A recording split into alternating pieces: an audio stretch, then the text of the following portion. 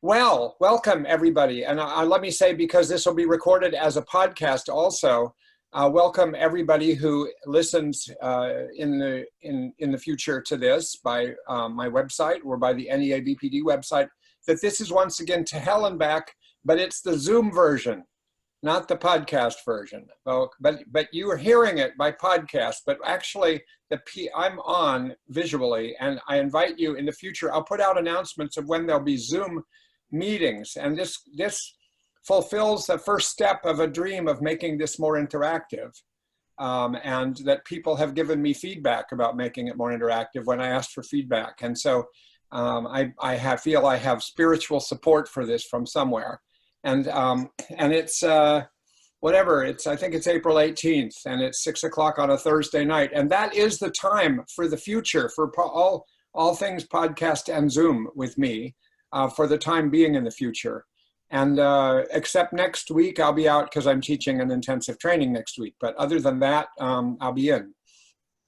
So I want to welcome everybody. And this is a different format. This is a chance to actually respond to questions that have come to me by email after podcasts, respond to questions that people bring up in the moment live, so that we can go back and forth with the dialogue about things, and for me just to figure out beyond that what to do with this different format with you guys.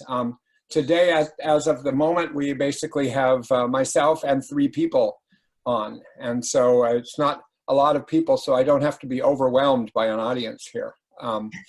So let me say, what I want to do I'll say what I want to do today, and then we'll jump into it.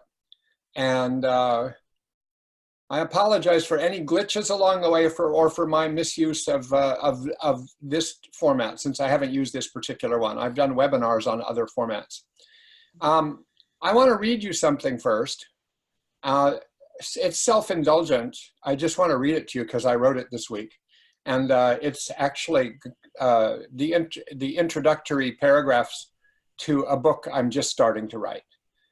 Be my second book, and I'm writing it, looks like if it works out, it'll be with Guilford Press, and it's going to be a sort of detailed discussion with a lot of practicalities, like trying to dig deeper with the DBT skills for people in general in their lives, which is what this podcast was about. But really, as a teacher, trying to talk to people about how to use this skill, every skill, going in some detail, not the theoretical and not the deep principles, though there'll be some of that, but more how to do each skill. And we'll start literally with observe when I do the first one, and go from there. And so I'm going to write that. Just talked to people from Guilford yesterday, and I wrote something. They wanted me to send, well, what's this book going to be made up of? So I'm going to read you what I wrote to them, just because it'll be fun for me to read it to someone else. And then we have a question from Nara that's already been sent to me. She's written me before. Nara has a lot of expertise about, what would you call it, Nara? Video, audio? Instructional design is what they call it. They call it what? Instructional design. Instructional design. And she wrote this email that just blew me away about the possibilities of what you can do, which Nara, even though I haven't done much of anything with that, believe me, it's going around in my head. I just don't get time to follow up on every single thing, but I saved it and printed it out. And I also have a question from somebody who wrote me a really interesting question that I want to respond to, that he's not on right now. And Beth has written many questions in the past, and I'm happy to hear any questions. But I think these 2 topics will be big ones, and then we can just veer off from them after I read this thing first. So maybe it's a weird thing to read something when you're on a video thing, but I'm afraid that's not going to stop me. The tentative title for the book, and by the way, not that this is any big deal, but you guys are the first to know anything about this. This literally happened in my head earlier in the week. I've talked a little with actually Beth before about something like this, but it's sort of like, but this is literally hot off the press. So you can say, when everybody is clamoring to say that they were first to hear about this, you can say you actually were the first to hear about this. Oh my God. Okay. The tentative title of the book is DBT, The Operator's Manual, or DBT Skills, The Operator's Manual. And here's a thing. It's actually about four and a half pages. When I was 8 years old, I spent several days on vacation with my best friend Roger at his grandparents' house in Hoskins, Oregon. Hoskins had been developed as a way station for those who were building a railroad through the area. Down by the tracks was a large shed where equipment and supplies were stored. A few railroad workers worked at the way station, and they built small houses for themselves. One building served as a store with groceries and household items, a post office, and the only place in town to hang out. Roger's grandparents were 2 of the 8 citizens of Hoskins at the time we were there. What a magnificent situation for 2 8-year-old boys.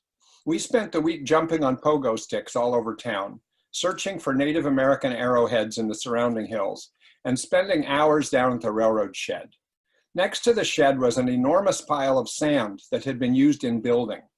Roger and I dug a valley in the sand, a pit of sorts. We saw ants crawling around in the sand, and we pushed some of them to the bottom of the pit, and we watched them climb out, streaming in a row from the bottom to the top. We added some incentive to their journeys by putting some grains of sugar at the bottom. By the next day, there was a very well-organized operation going on. Ants were climbing down the side of the pit, taking grains of sugar, sometimes lumps of sugar bigger than themselves, and then marching in a row up the sides of the pit, taking their rewards to the nest. We became entomologists, ant watchers, studying the details for hours. They were amazing, strong, determined, orderly, disciplined. We did more than just study them. We began to increase the difficulty of their journeys. We dug the pit deeper and we made walls steeper. We put obstacles in their path, little sticks, little tiny rocks, giant boulders from their perspective. We created pits within the pit. As you might imagine, knowing the tenacity of ants, they were relentless.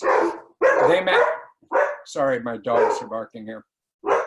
They met every obstacle, using trial and error to find a way through, around, and over. They took obstacles in stride, hung on to their sugar, found detours by trial and error, and ultimately reformed their organized lines, circumventing the boy-made impediments. Sometimes we brushed a little sand on top of them, simulating an avalanche, so that they were covered up. And as you might guess, they continued to dig until they found their way to the surface. 2 little boys learning from ants, posing challenges, creating obstacles, watching as they persisted and overcame. I don't know where this all went in Roger's mind, but it stayed in mine. I may have been a weird kid. I think the ants helped to form my identity. I have thought of those ants 1,000 times, thought of how they responded to adversity, to obstacles, how they persisted to climb, to dig, how they met man-made obstacles without breaking stride. That's what this book is about. It's about how we as humans can persist, can meet and overcome obstacles and adversity with skillful responses. I just finished watching Tiger Woods as he won the Masters Championship. It was his first one in 14 years and his first major golf championship in 11. Obviously, this man was the biggest ant of a golfer to begin with. But after a huge personal scandal, 4 back surgeries, years without victory, low rankings, and a reputation in tatters, he has come back. While not being privy to the details of his prolonged comeback, I can only imagine that he learned the skills of recovery, the skills for overcoming adversity, the skills for getting back on track, getting out of a deep pit, and getting to the top of the mountain. And you know that in order to do it, he had to augment his extraordinary golfing intelligence and practice habits with self-management of pain, disappointment, and despair. Can Tiger Woods' journey back to the top of the pit be replicated by others? Can the rest of us borrow from his playbook? Or was this a one-of-a-kind journey to be admired, envied, and dismissed, not relevant to our journeys out of our own pits? In the service of considering this question, let me take a little detour. If Tiger Woods' battle was to get to the top of the mountain and to get back up there after encountering daunting obstacles, Marsha Linehan's battle was to get out of hell, to build a life worth living, when her starting point was despair and emotional pain that made suicide seem like the only way out. As a 19-year-old woman from Tulsa, Oklahoma, having grown up in a family of highly successful parents and brothers and a sister, she was in a very dark place. She suffered from terrible moods, she had difficult relationships with peers, and she felt like the black sheep of the family. She was a brilliant high school student, but socially and emotionally, she suffered. Her parents had little understanding of the nature of her trouble, but they did try to get her help in treatment, but nothing helped. Things went from bad to worse, and her only real relief came from cutting her arms and thinking of killing herself. Finally, the parents placed her in a long-term psychiatric hospital in Connecticut. She spent about 18 months there, continuing to suffer, continuing to struggle with her vacillating but terrible moods and wanting to die. Whenever she made enough progress to be advanced from the higher security ward to the transitional one, her behaviors would prompt the staff to send her back to the secure one. She was like the ant who was clobbered by one boulder after another, as if a cruel God were looking down on the pit and ensuring that she not succeed. And she kept going, as so many people do who are battling adversity from within and from without. She describes a turning point during one of her many long days in isolation, in a room by herself, without anything with which she could hurt herself, with a staff member constantly watching. She experienced herself as being in hell, and she said to herself, quote, "If I ever get out of this hell, I'm going to go back in and get all the others out." The statement must have been an extraordinary moment. As she recognized that her suffering was terrible, she named it as being in hell, and she indicated that she linked her own fate to that of others, as if she were part of a tribe of adversity. By linking her own desperate efforts to get out to a bold vision of getting the others out, she defined a vision that helped to motivate her. From the perspective of life skills that she would later bring together in a manual for getting out of hell, she was using 3 of them. She could first observe her circumstance, creating a balcony seat from which she could see her own painful drama. Second, she could describe what she saw from the balcony seat, putting her drama into words that captured the hell she was in, which thereby created the alternative image of being out of hell. And 3, of vital importance, she linked her fate to the fate of others in an audacious goal that made it worthwhile to stay alive and keep battling. On a side note, this 3-skill package would be a great starting point for many of us. The capacity to observe our situation as if from outside our own skin. The capacity to describe that situation in an objective way that makes it more concrete and real. And the capacity to envision a future state that is, in one way or another, bold and compelling, and therefore motivating. Not only did her pledge help her to keep climbing until she got out of the pit she was in, but the fact is that she has accomplished that pledge. She created a psychotherapy treatment for those who suffer the kind of hellish moods and impulses that had entrapped her and just about killed her. And all over the world, her treatment has helped more than tens of thousands of suffering individuals climb out of hell. Her accomplishments have taken her from the bottom of hell to the top of the mountain. And in that process, she has liberated the whole tribe. At the center of the treatment that Linehan developed are the skills for being mindful, for tolerating distress, for regulating emotions, and for managing relationships successfully. Surrounding the skills instructors and therapists have a multitude of treatment structures and strategies to ensure that the clients learn the skills and use them.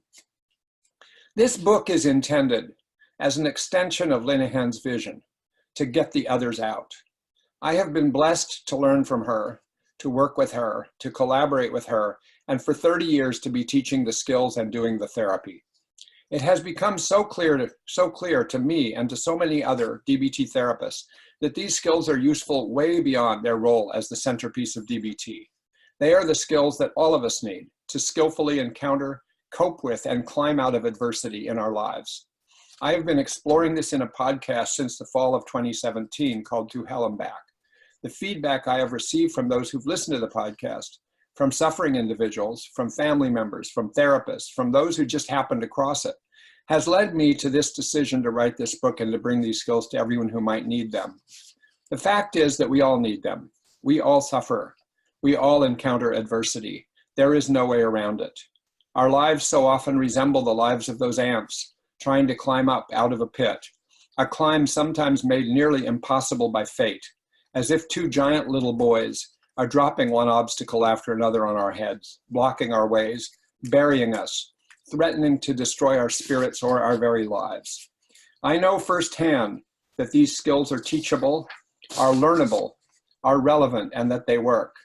I have wrestled for decades with the best ways to get them across and to help others use them. And I hope I can do that for you, whatever is the nature of your adversity. Maybe you will find somewhere in the book another thing to do, another way to do it, so you can alleviate your own distress and the distress of those you love. My plan for the book is to spell out all the DBT skills, organizing them, as did Marsha Linehan, into 4 categories called modules.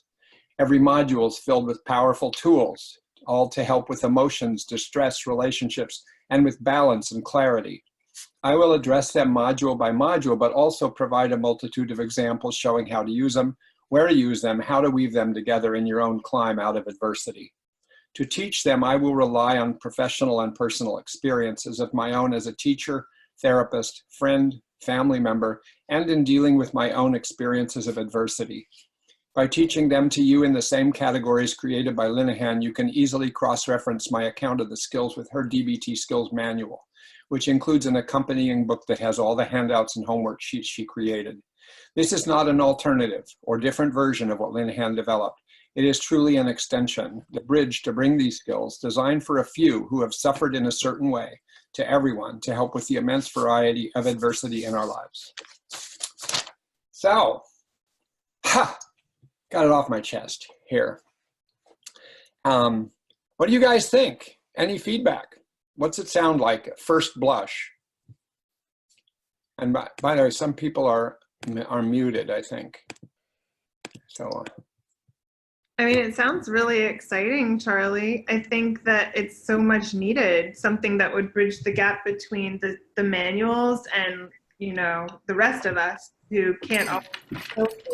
So I think it's wonderful. And like always, you've woven in so many stories that really bring that to life and prove why it's so important.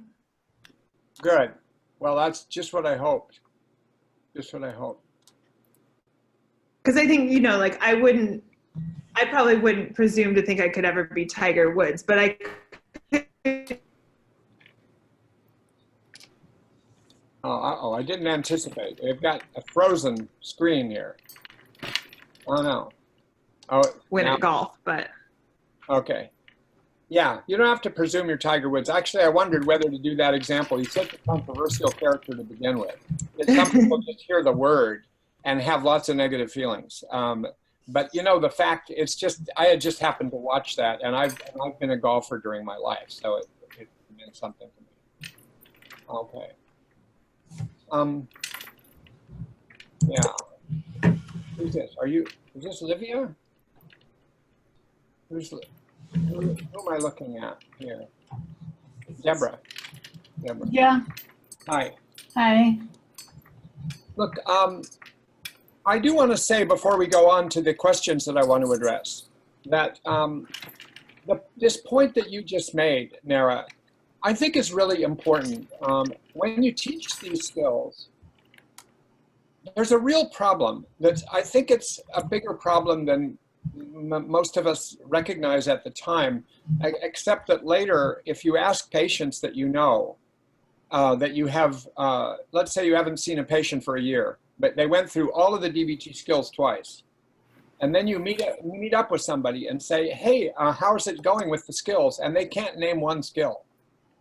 It's very discouraging, you know, and it doesn't mean they aren't using them. It doesn't mean it didn't change their lives, but it means something. And I wrestle with what that means. I mean, some of you may have heard the podcast with, you know, the young woman that that had borderline personality disorder and anorexia, and I had these hours of talking to her. And when she went through DBT in about as an immersive experience as you can, and years later, she was sort of remembering radical acceptance and mindfulness skills, but it really helped her get through that whole phase of her life. It's just that it was many years before, and one can't expect to learn a language and have the language remain fresh if you don't keep using it. But I also think there's something about teaching them that most of us do that try to find that there's a gap between the person over here and the manual over here. And the teacher tries to bridge that gap and explain it in the best way possible. And some people are fabulous at explaining the skills and giving examples, but it still doesn't necessarily graft onto the patient. It doesn't necessarily graft onto the person that's learning the skills, so that they walk out of that session saying, I can do this. You know, I'm going to do this. This is going to change my life. And I think what you want to have happen is that for every skill, you want to have somebody feel like, oh, wow. I don't know if that'll change my life, but I certainly see how it could. Almost like you approach every single skill as if you're starting over. It's fresh beginner's mind. Again, it's like, oh, observe? Oh my God, observe can totally change your life, and it totally can. Non-judgmental, can that change your life? In a second, it can change your life. Acting opposite, can that change your life? Can distracting change your life? If you use it? Every single one of them is like that, but somehow it often doesn't feel that way, and it's partly because you're teaching so many that it's hard to give each one its due and to really allow time and make those connections personally that help somebody connect with the skill. So, I mean, how can you do that in a book? I mean, I'm going to try. That's my spirit going into it. But when I work with patients, you know, somebody's sitting in my office in individual therapy or in a group, and they say, I'm just thinking somebody just said, when I sat down with my father, I was going to tell him all these things I wanted to tell him. And then my breath was gone, and I just felt this panic about my father. And I realized I can't speak. I just did this with a patient. And so if you're thinking skills at that point, the big mistake DBT therapists and skills trainers do sometimes is say, oh, well, I wonder if you could have tried to breathe mindfully and get yourself, and the person, you've just lost the person.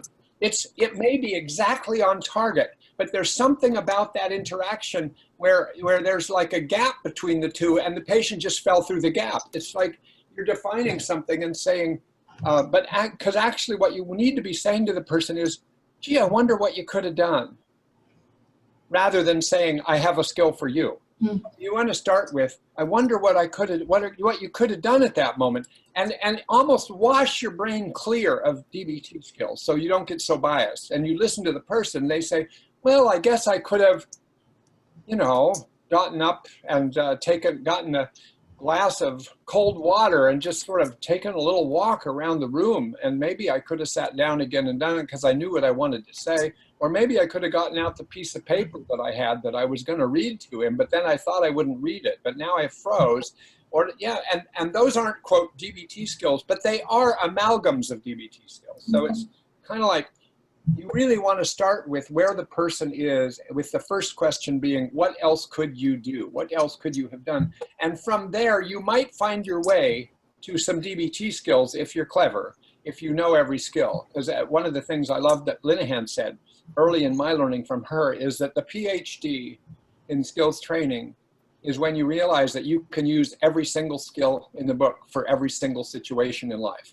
I mean, and if you can do that kind of transposition, you're like a jazz musician at the highest level. It's like, you know, you've got all of these chords and progressions and melodies and harmonics and everything, but you really start with where the patient's at. So I'm hoping the book will feel like that. That's one of my goals.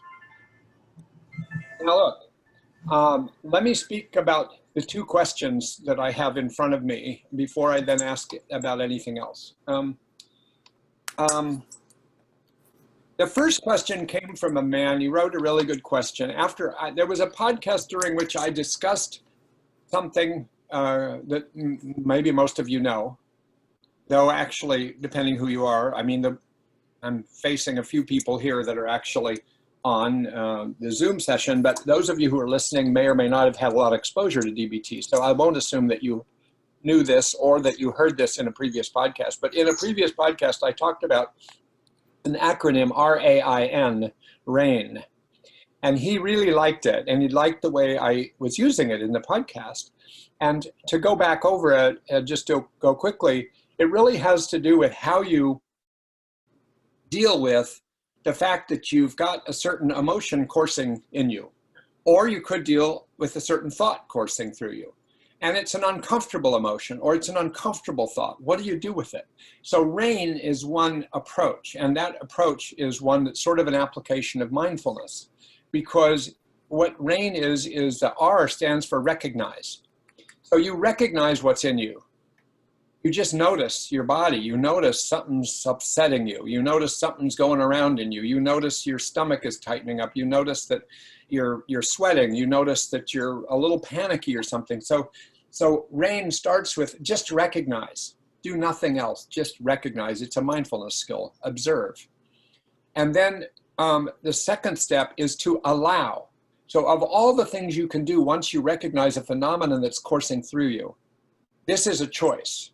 To allow it and allow it to course through you.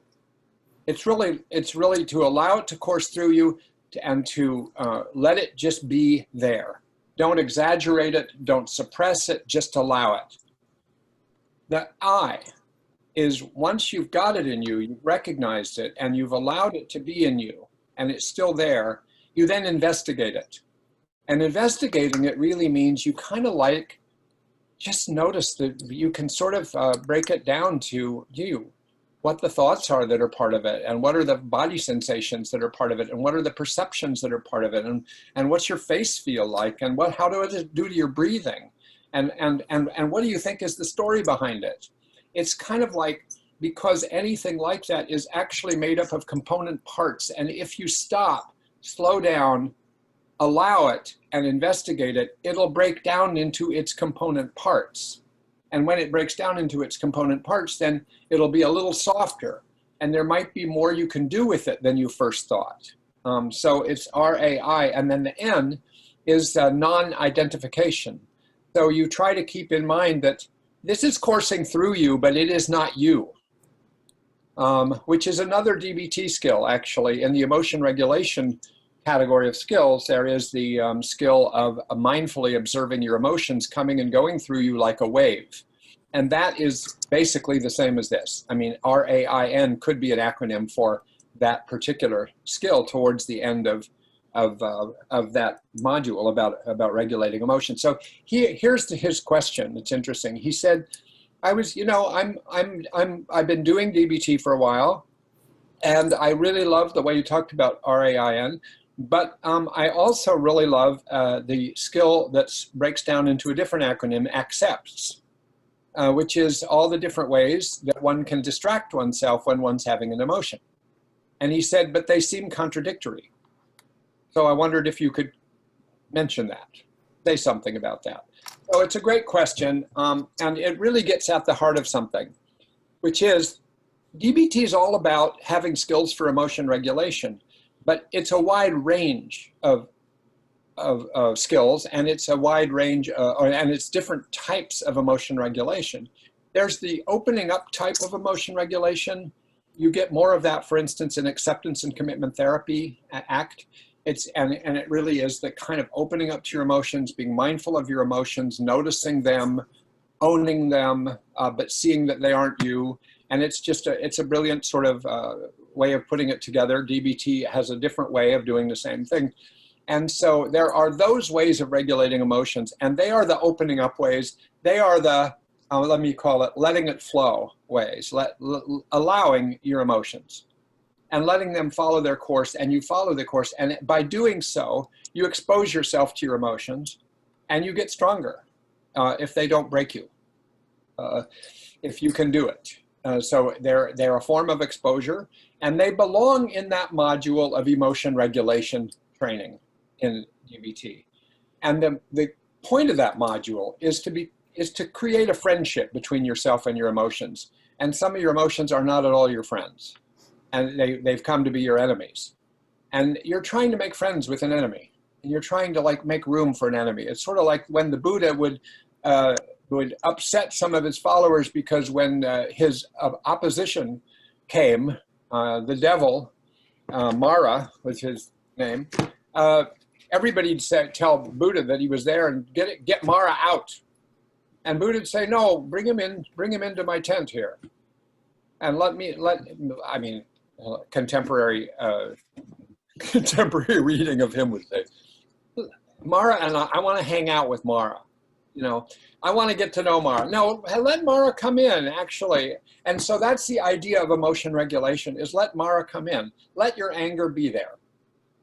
Let your shame be there. Let your fear be there. And learn to allow it, and learn to be with it, and learn to be skillful with it. That's all about emotion regulation, but it is not distress tolerance, which is another module for a completely different function. And even though they are the two modules in DBT that are related to what do you do with your emotion that's coursing through you, they are very different things to do. One of them is to open up to that emotion and invite Mara into the tent.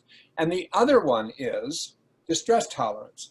And at the core of crisis survival strategies, which is 1/2 of distress tolerance, at the core of crisis survival strategies, which you might say is 1/8 of all the DBT skills. So it isn't everything. It's 1/8. It's the crisis plan for your it's the way of how am I going to get through this moment? And to get through this moment means that you don't let the emotion course through you. You don't dive into it, because that would be your preference in DBT, but you can't do it sometimes because it's so painful and it's so intolerable and you're so stressed that actually if you allowed the emotion to course through you and just recognize it and allow it and investigate it, it will blow you away and you will have to go do damaging things in order to escape and in order to avoid it. And so if and when you're in that situation, and only if and when you're in that situation, you go to this other set of skills that this man brought up called distracting skills. And you can distract in 7 different categories of ways, which are represented by the letters A, C, C, E, P, T, S. And so that's really, they are such different, they're both what you do with emotions. And I would say probably if you track your own emotion regulation in a day, like if you did a diary of minute by minute, you going through your day, regulating all your emotions, what you do, you probably do both of these, probably a number of times. You probably sometimes are standing in line somewhere, like close to me is where I get, coffee and get a sandwich. And if I go there and I have 10 minutes and there's a long line and I say, shit, and then I stand there and I think, what am I going to do? Because I really want their tuna melt, and so there I am. I'm really stuck. I'm caught between my cravings and reality. And so when I'm there, I could do different things with the emotions. And one thing I could do is say, forget it, I'm going over to the pizza place, which is like 3 doors away. I mean, I happen to, where I am in Northampton, Massachusetts, there's you can't walk more than 10 steps without getting another food from another part of the world. And so it's really in one way kind of cool, and it gives you alternatives and you can distract. So that would be a distracting skill. And what I'm doing from a technical point of view, for those people who know what this means, so when you call something a prompting event, something that triggers your emotions in DBT is called a prompting event.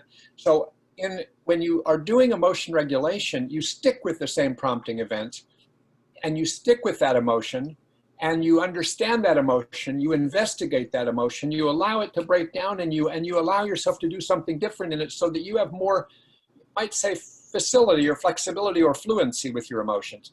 But this one is, no, you can't handle that right now. Create a different prompting event. Do a detour. Do a detour. I mean, distress tolerance, crisis survival strategies are basically all detours. You detour from what you're facing and what's coursing through you right now. You detour by creating a different prompting event. You clean your apartment. You listen to some music. You take a walk. You get away from things. You call somebody else. you play with your dog, whatever it is you do, you're actually just creating an alternative prompting event, which then creates a different set of feelings, which are in competition with the fact that you're having some horrible set of feelings associated with that other prompting event. So you're really, it's one is you're staying on the road, and the other is you're creating a detour. So I just wanted to say that, man, it's a really astute question, and these are real choice points to make. They don't all just mush together as, oh, you could do this skill and this skill and this skill. No, they really go different directions. And if you've ever had someone in your office like I've had, who just had a catastrophe that morning, and then she came to see me at her noontime session, and I won't even go into the details, but a terrible thing happened. And I made the mistake as a DBT person. I was fairly early on, but I could still make this mistake. I mean, nobody's perfect, but I said, maybe we should really, after I got the story and we were talking, I said, maybe we should turn to some of the skills to help you get through this. What if we did some mindfulness of breathing, and then just sort of use breathing as your anchor in order to experience your emotion? And she said right away, and she's a very smart person, she said, absolutely not. That's a terrible idea. I could not do that in a million years right now. And I thought, well, because she said, I need to get away from this. I can't just sit there with this emotion. I mean, literally what had happened to her, if I told you the story, but it would take too much time, was a terrible betrayal. She needed, at that moment, she was a very courageous person, but she needed at that moment to get away and to use, if anything, distress tolerance types of thinking, accepting the reality that this had happened and shifting her mind to crisis survival strategies where she can do something that helps her detour for the time being until she can calm down and get through it. And then she is going to face it. She actually was the kind of person who tries to face everything. You guys probably listened to the podcast at one point of Natalia Garcia with the loss of her 2-year-old son. I mean, this catastrophe happening, and you listen to those podcasts, you just listen to Natalia talk about it, and you just think, oh my God, this is a woman who just stayed with every emotion. I mean, she just turned in, she just didn't do the distress tolerance the way most of us would have done it. As you may remember, if you heard it, she would have the thought, as she reported, I want to watch, I can't stand watching. I don't want to watch the video of my son having his 2-year-old birthday party. And then she said the next thought was, so I have to. And that's emotion regulation. That's when you're turning into the emotion because you realize, in her case, she realized it big time because her main passion in her academic life was about trauma and about exposure. And she had worked with Melanie Harned and with Marsha Linehan. And she's now actually doing an internship with Melanie Harned at the VA in Seattle. And actually, by the way, she has another child now. For those of you who didn't know, she has a beautiful kid, a baby. And it's going well, but it's scary, after what she's been through. So anyway, any comment about that? Did that make sense, or is there any follow-up question or comment? And then I want to turn to a really interesting different question that Nara sent to me.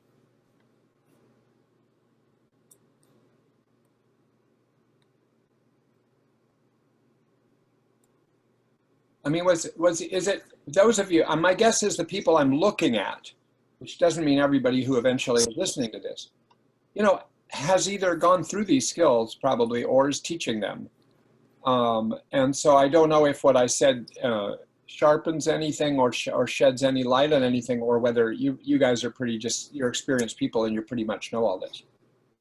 Well, it just made me think, Charlie, I was just listening to one of your episodes on dialectics, and it just made me think about what a dialectic the two of those things are, and how I always thought of distress tolerance skills as it's like when I'm really having a crisis, but actually there's sort of distress that happens all day in waves. And so I do have to sort of cycle with those two sets of skills. In order to just even be able to use rain, I might have to use some accept stuff first so that I'm calm enough to, that's right. Look. And yeah, it makes it a lot more clear to think of it in that more subtle way, as a sort of everyday thing and something that feeds into each other, because that's also not how they're taught in skills group, because they're so separate, you know? Exactly.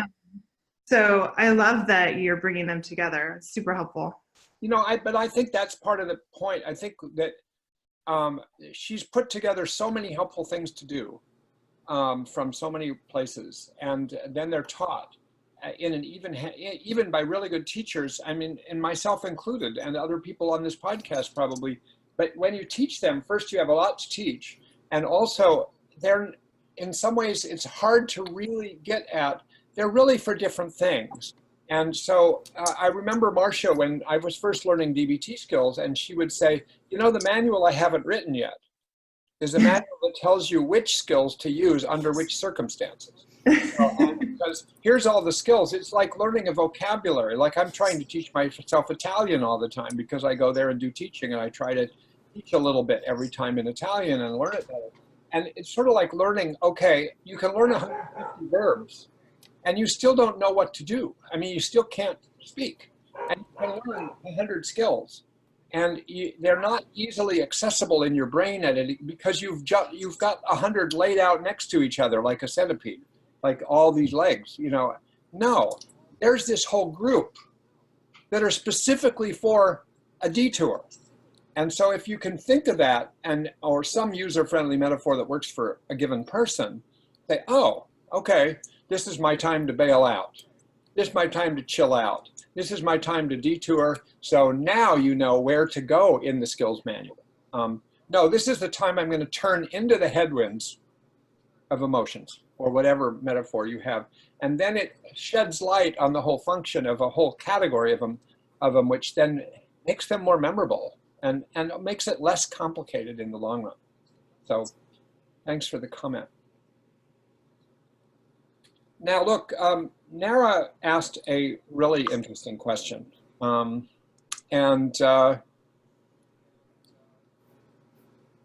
know, I think the way that you put it, and I'll then let you elaborate on what the question is. So it's such a pleasure to have somebody here who can actually refine the question so that I don't have to be the one. But roughly, to get it started, asking the question about self-validation, that it seems to be such an important thing. And you asked if we could sort of go into it a little more and think about self-validation and what it is and how to do it, especially in situations. And you gave a kind of first a specific, but then a general example kind of thing where something happens.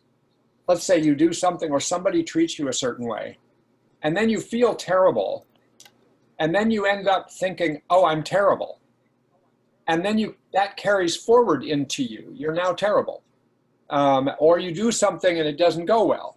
Like I did a podcast last week on old age. And the second I finished it, did any of you hear that one? It was like, old age sucks, acceptance helps. And, you know, I'm next month I turn 70, so it may be no accident. Happy early birthday. And I did, as second I finished this podcast, I thought, oh my God, delete the whole damn thing. It was terrible. I mean, I just thought this was terrible. And I went back, and my wife sometimes asks, how'd the podcast go? And usually I say, I don't know. I mean, there's no way, you're talking to yourself. And so I said, I thought it was interesting for me, but I don't know. But about that one, I said, I think I said some of the stupidest things I've said in a podcast. I mean, I don't know if you listen to it, there was a little comic relief section in the middle where I talked about things like what I might call the senior Olympics, like how to have fun when you're older, certain competitions, like, you know, line up a lot of pillows and cushions in your bedroom and then stand in the middle of your bedroom when you're 70 years old and try to put your pants on. You know, like, you know, it's unbelievably hard. I mean, well, you can do it when you're 20 and 30 and 40, but when you're 70 trying to do that, there's like almost like one chance out of 1,000 you're going to actually get all the way through without grabbing something. So it's things like that I said, and then I thought afterwards, like, oh, I'm so embarrassed. I mean, so I sort of carried away from it. By the way, a really good thing happened. Thank God. One day later, this man who's never written me, writes from Florida. He says, I've listened to all of your podcasts, and I just want to tell you, the one you did on old age was the best ever. And I thought, oh my God, look how different these things are for different people. I mean, but anyway, I came away with a really negative emotion. I mean, I tried to regulate it by saying something to my wife. Unfortunately, she said, yeah, you should have run that by me before you said that. And then I thought, oh no, it's even worse than I thought. But it really wasn't. Then I listened to it, the whole thing, and I thought, what was I so upset about? It wasn't as bad as it was when I was there. Then you get caught. And so what does it mean to self-validate to help you out? Because I think people have this idea that self-validate is sort of like self-compassion. And these two things are the same, which I don't think they are, but I think they overlap. So I think if you go to the trouble of learning what validation is in DBT, you should, until you try to bridge that gap from self-validation to compassion or self-compassion, try to stick with what we know about validation.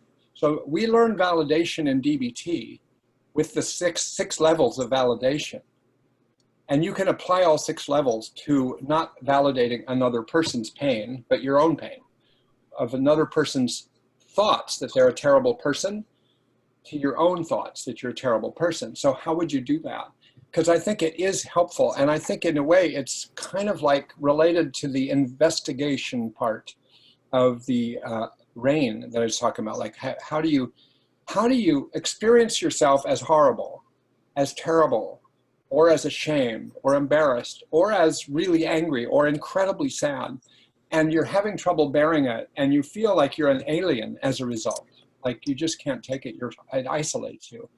And then I think that the first level of validation already helps, but it has certain requirements.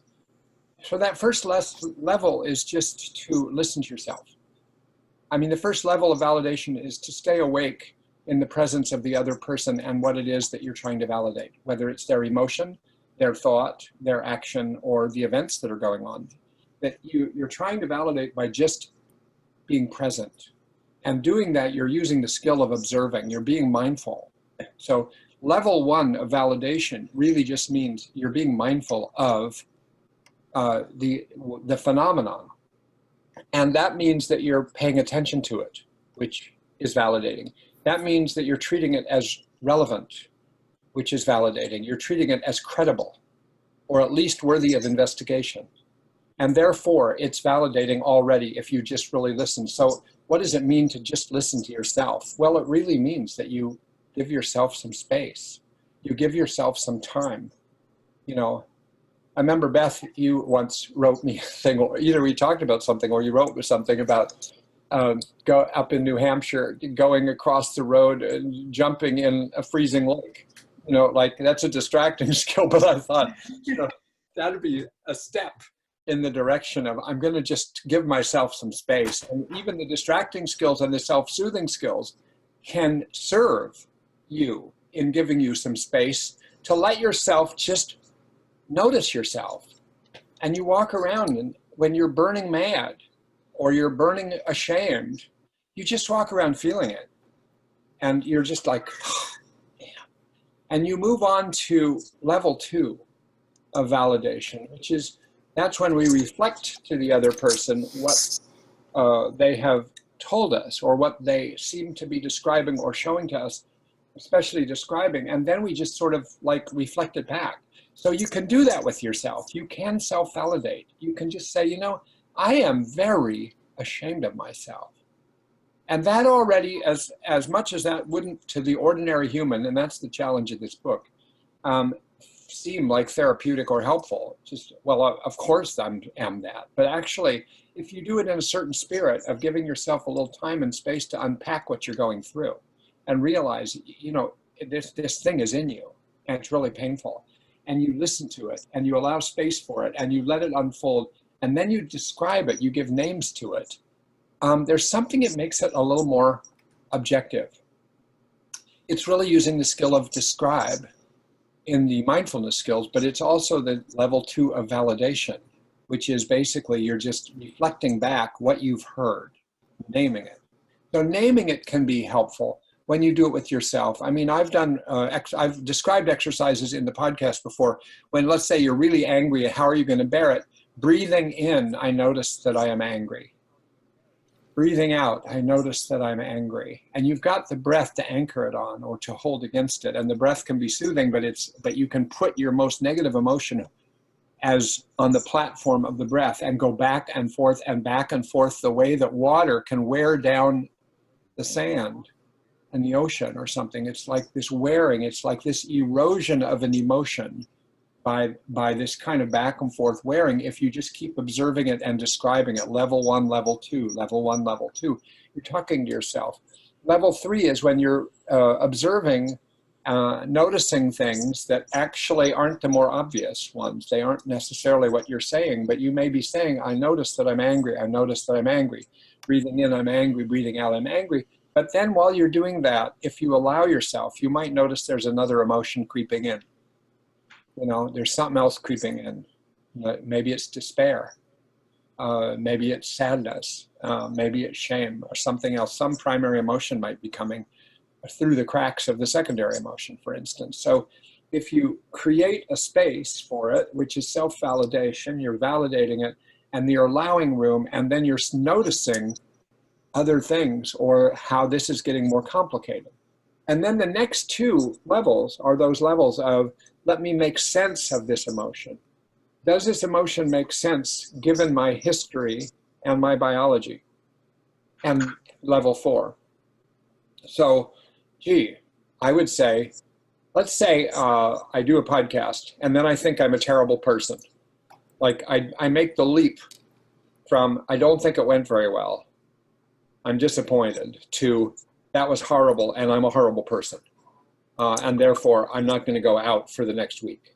And so, you know, and that's where people get caught. I mean, so, but you want to validate that. I would say you absolutely can validate. And this is where people, I think, get caught up in this business about, you don't want to validate the invalid, because I think the thought, I'm a horrible person, can be validated. There is validity in that thought with respect to the past. Not with respect maybe to current reality or objective truth right now, but let's say you've spent your whole life after having been told you were a piece of shit. And now the rest of your life, you keep having experiences that reinforce that idea. So you have a pattern in you, the piece of shit pattern, and then somebody says something to you, or you do a bad podcast or something you don't like very well, and then it's like, there it is again. You can, level 4 of validation is made for things like that, to say, this is valid with respect, this thought is valid with respect to the past. It is not the same as objective reality. And the level 5 is something's valid with respect to what's currently real. And I would say it's not valid with respect to level 5, but it's valid with respect to level 4. And let me just say finally, because we're getting towards the end of time, if you go through this way of thinking of self-validation, level 6 of validation is kind of like a validation of the whole self. There's validation. All the other levels are levels of validation of emotions, of thoughts, of actions. I mean, they can all be applied to all of those. But when you get to level 6, it's called radical genuineness. But what it also really means is you treat the other person, you treat the individual as completely, in a radically genuine way, which says to them, you are yourself as a whole, a credible person, a valid person. And I can show that by I'm being myself with you. I'm not putting on airs. I'm not putting on a phony therapeutic front. I'm just being me. So it's that. The baby crying, right? Is that something else? Yeah. I thought it was one of my dogs, Sorry. but it's not. No, it's all right. We're right at the end. So I wouldn't say this is the end of the comments I would make about self-validation, but I think I would start there. And I think you can do self-validation and do it again and still feel like you're horrible. So it isn't like a quick cure. I mean, it's more like, I think these are like formations we have in us from a long time in our history that have been reinforced in many relationships and in many situations. So it ain't like it's going to like dissolve.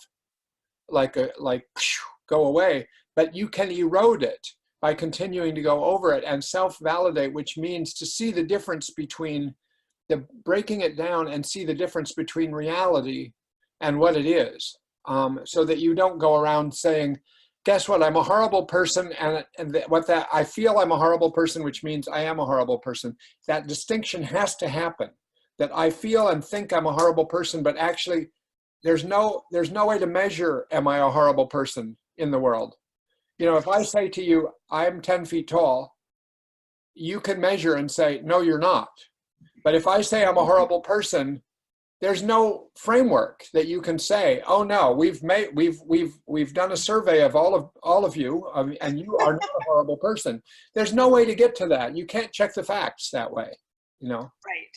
You were going to say something, Nara, and then we're going to stop after you have a chance. No, that's exactly it. That's where I get stuck, is the check the facts part, because you're right, it is so subjective. But I think you're right that going through this making it process based and like mapping it out into the steps, which are really just like observe, describe, you know,